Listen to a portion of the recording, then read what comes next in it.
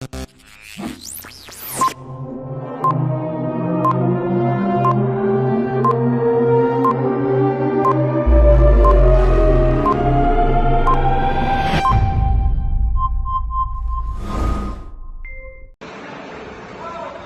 chào toàn thể anh em.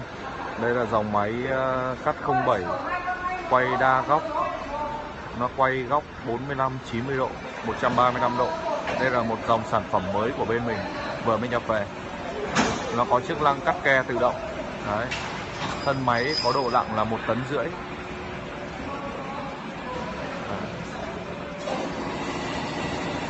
Đây là bộ đếm ke này.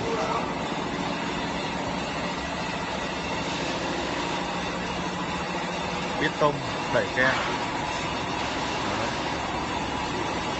Đây là bảng điều khiển. Trên bảng điều khiển có thể hiện chế độ quay góc này, chế độ cắt này và dừng khẩn cấp.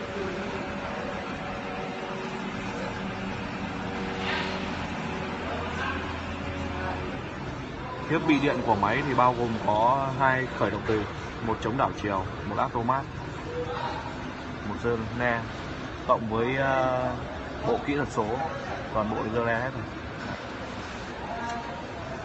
Máy chuyển góc bằng bít tông sau. Đấy. Toàn bộ gá của máy là làm bằng thép, chất liệu thép không rỉ.